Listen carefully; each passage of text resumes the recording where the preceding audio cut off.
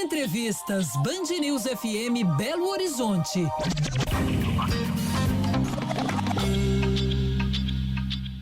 Hora da nossa entrevista ao vivo aqui no Band News Minas, primeira edição. A gente fala hoje do uso excessivo de telas, que está ligado a uma piora na saúde mental dos usuários, independentemente da idade, segundo uma tese defendida do programa de pós-graduação em Medicina Molecular da Faculdade de Medicina da UFMG. Os resultados mostraram de forma inesperada a presença da namofobia, que é o medo de ficar longe do celular em idosos. Além disso, dos estudos que avaliaram as crianças, 72% delas encontraram aumento na depressão associado ao uso excessivo de telas. Sobre esse assunto, nós conversamos agora com Renata Maria dos Santos, que é autora da pesquisa. Renata, muito bom dia para você. Seja bem-vinda ao Band News Minas, primeira edição. Muito bom dia a vocês aí, bom dia a todos os ouvintes. Agradeço o convite, né? Falar de um assunto tão importante e tão pertinente, né, para hoje em dia. É um assunto que está cada vez mais em alta, né, porque o tempo de tela das pessoas está cada vez maior, e eu queria que você começasse explorando exatamente essa relação, né, entre o aumento no uso de telas diárias das pessoas e também esses quadros, né, de piora na saúde mental. Sim. A gente já tinha, né, um aumento aí do uso de telas desde 1990. Os dispositivos eletrônicos, eles já vinham sofrendo aí uma evolução grande para começar a fazer parte mesmo da vida das famílias, né? E principalmente com o advento dos smartphones, né? Hoje a nossa vida está toda permeada pelas telas. Além de tudo, nós tivemos também a questão da Covid-19, né, e o afastamento, o isolamento social obrigatório. Acabou que a gente precisou mesmo de fazer muitas atividades, né, via tela, então aumentou muito o consumo da internet e o tempo de tela. Na verdade, o tempo de tela é como se fosse uma variável, né, que a gente usa para tentar contabilizar a quantidade de tempo que a pessoa ela se envolve ou em observação ou em interação com esses dispositivos eletrônicos que fornecem o conteúdo baseado em tela. Então, a gente, no decorrer do estudo, a gente percebeu que não só o tempo que a pessoa destina do dia dela para ficar, né, interagindo com as telas, mas também o tipo de dispositivo e o tipo de interação que essa pessoa, ela desenvolve. Então, à medida que a gente avançou com os estudos, nós fomos percebendo, né, que o termo tempo de tela, ele às vezes ainda nos escapa algumas coisas, porque o correto seria se a gente pudesse avaliar também de uma forma objetiva todo o conteúdo a que a pessoa está exposta, né, e a relação que ela estabelece com os dispositivos. Mas o que a gente percebeu é que dos estudos anteriores à pandemia e os estudos que apareceram depois, eles realmente mostraram um aumento em vários aspectos da saúde mental. A gente usou o termo saúde mental porque ele abrange, né, uma quantidade maior de condições. Então, a gente teve a presença, por exemplo, de ansiedade e depressão em todo o ciclo vital. Então, nós avaliamos crianças, adolescentes, adultos e idosos, e nós conseguimos perceber que esses dois desfechos, né, que a gente chama de desfecho na pesquisa, a ansiedade e a depressão, ela esteve presente e fortemente associada ao uso de telas. Às vezes, a um maior número de horas, ou às vezes ao tipo de conteúdo que a pessoa está exposto, né? No caso, por exemplo, de adolescentes, além da ansiedade e depressão, que também a gente conseguiu perceber, né, um aumento, igual você falou mesmo, que as crianças também apresentaram esse aumento, os adolescentes também, os adultos também, os idosos também. Mas os adolescentes, por exemplo, eles desenvolveram também um conjunto de desfechos relacionados, por exemplo, teve um impacto grande na autoestima, um impacto grande na autoagressão, pensamento suicida. Então, o que a gente percebeu é que em cada fase da vida, essa interação com as telas, essa exposição excessiva, ela tem um impacto diferenciado, muito porque as pessoas, à medida que, né, elas vão avançando no desenvolvimento, elas vão, então, alcançando algumas habilidades, né, de resiliência, para conseguir, então, lidar com esses estímulos, né, e às vezes as telas, elas mostram para a gente uma vida, às vezes, irreal, né, sem contar o grande problema do algoritmo, né, que se você entra para fazer uma pesquisa e ele vai te conduzindo mostrando que, parecendo que o mundo realmente ele pensa exatamente como você. Então, você vai ter sempre respostas, né, e mais conteúdos aí sendo oferecidos, conforme o que você pensa, né, como eles costumam chamar de bolha da informação. Renata Luciana falando com você. Renata, o celular, a tela, ela está substituindo o quê, né, para o ser humano, independentemente da idade? A tela vem suprir o quê? Ou vem tirar de nós o quê? Na verdade, a primeira coisa que a gente percebeu foi a socialização, né? Porque o smartphone ele veio como uma ferramenta para construir e destruir relações, porque você não precisa estar com a pessoa, né? Então, ali mesmo você constrói alguma coisa, e que até é muito perigoso, né? Se a gente for olhar por questões de pessoas em vulnerabilidade mesmo, de ainda não ter a sua condição mental muito bem formada, igual crianças e adolescentes, né? Mas também ele tira, ele dá essa possibilidade da pessoa montar e desmontar relacionamentos sociais, né? Ele reforça o jeito de pensar das pessoas, então tira das pessoas essa tolerância de entender que o outro pode pensar diferente, que está tudo bem, né? Então, a intolerância também, a frustração, tirou a gente um pouco das filas do banco, sim, a gente tem vários aspectos positivos com relação às telas, né? Mas o que a gente tem percebido é que ela tem também ocupado o lugar das relações, né? Então, o pai e o filho, né? A mãe e o filho, essa relação familiar. O pai, às vezes, não está disponível para conseguir perceber na criança alguma demanda que ela esteja tendo ali mais subliminar, né? Porque às vezes está envolvido, né? Nós temos aí uma quantidade muito grande de adultos envolvidos mais de 8 horas por dia com telas, sobretudo com celular, muitas vezes multitarefas, está no computador e o celular está do lado, né? A gente precisa, para desenvolver esse estudo, eu precisei passar por isso, né? Mas felizmente eu não tenho crianças pequenas que ainda demandam dessa formação de caráter, né? Dessa formação de valores. Então, o smartphone ele veio facilitar por esse lado, né?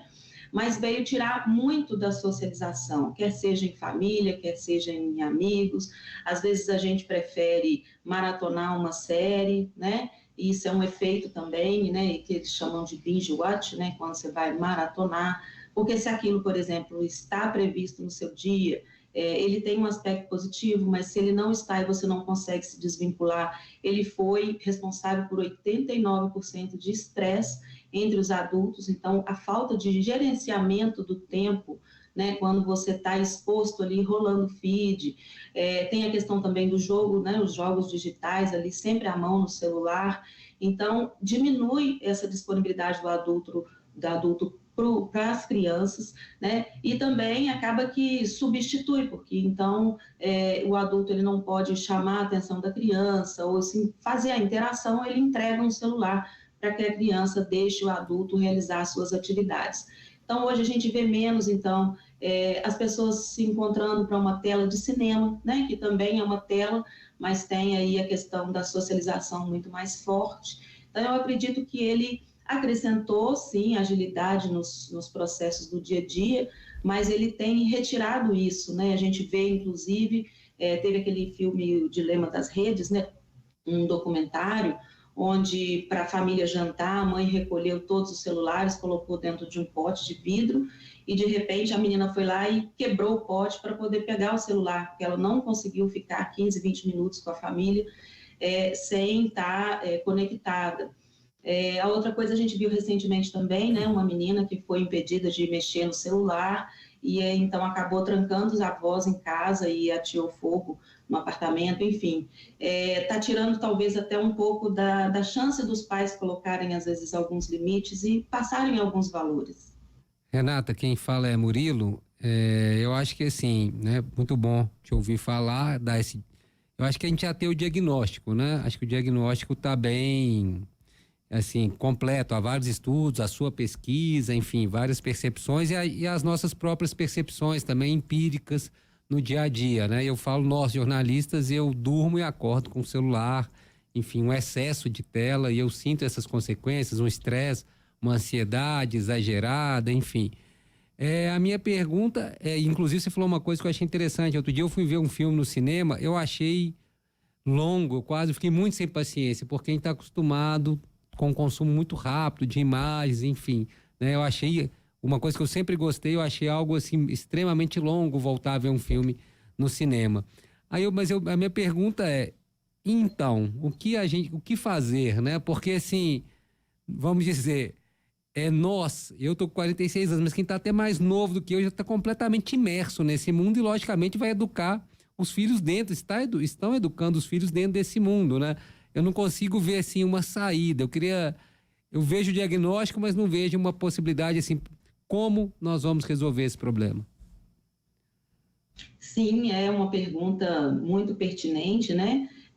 A gente fica até assim com um certo espanto, porque nós estamos totalmente imersos, você falou mesmo a palavra certa, né? E uma vez que o gênio está fora da garrafa, é só a gente tentar fazer os pedidos corretos, né? Porque não dá para a gente colocar ele de novo lá. Então, eu acho que assim, a pesquisa mostrou, né, além da percepção, igual você já tem essa percepção, né, as pessoas que têm um pouco mais de maturidade conseguem perceber, mas a pesquisa mostrou que a gente precisa enriquecer a vida fora da tela, sabe? Eu recentemente comecei a assistir um filme também, acho que quando éramos jovens, alguma coisa assim, e eu percebi ali naquele filme que outras pessoas já estão vendo o que eu tenho visto também na pesquisa, que é quando você tem uma demanda cognitiva, você corre para o celular. Então, eles falavam, isso tem gosto de quê? Mistura isso com aquilo, tem gosto de quê? Aí a pessoa já ia pegar o celular para poder olhar. Aí o pessoal falou assim, não, vamos tentar pensar sem o celular, vamos tentar lembrar, vamos fazer um exercício. Então, assim, isso é importante, a gente desenvolver habilidades, né? E, inclusive, essa perspectiva do ciclo vital em que a pesquisa foi desenvolvida, é exatamente para ver, em cada fase da vida, como que a pessoa consegue fazer o que a gente chama de modelo SOC, né? Seleção, otimização e compensação. Então, selecionar as áreas de domínio que a pessoa tem realmente mais sucesso, né? Tentar otimizar aquilo e, quando você tem alguma perda, compensar. Então, nessa parte da compensação, por exemplo, é muito importante o autoconhecimento, você ter um feedback de você mesmo, de como que você está realmente atingindo suas metas, as suas metas são significativas, o que tem te atrapalhado, né? Então, para você compensar isso, eu acho que parte de um exercício mesmo do indivíduo e aquelas pessoas que ainda não têm essa condição, dos pais e responsáveis, né? De realmente voltar para si, pensar. Eu estou imerso no mundo digital que me ajuda muito com muitas coisas, mas como que vai ser daqui para frente, né? Eu posso fazer alguma coisa agora mesmo? Posso, quando eu precisar de uma informação, tentar me lembrar dela? Porque já foi provado que o celular, se ele estiver a 1 metro de distância do indivíduo, ele tem uma perda de disponibilidade de 10% da cognição. Então, você não tem mais uma quantidade de cognição, ou seja, de atenção, foco, memória de trabalho. Tudo isso você suprime pela presença do celular. Então, foi feito estudo, por exemplo, em que ele ficou na mesa, ficou na bolsa, ficou numa outra sala, né? Ensaios clínicos randomizados, onde os grupos eram aleatórios e tudo. E o que a gente percebeu foi isso, sabe? Que tem como as pessoas desenvolverem estratégias, né? Eu acho que é importante o poder público, né? As instituições de saúde se basearem em levantamentos como esse, né? Que nós realizamos lá no Centro de Tecnologia e Medicina Molecular.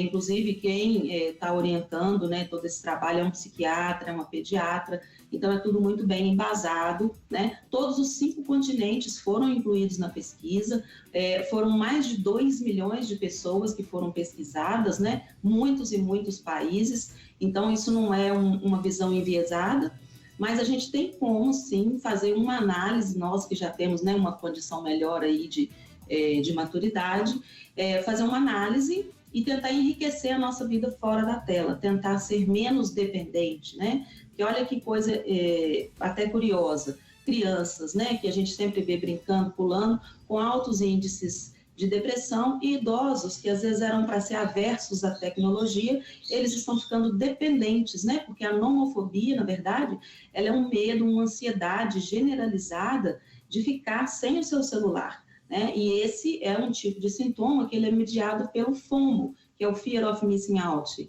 que é o medo de você ficar de fora.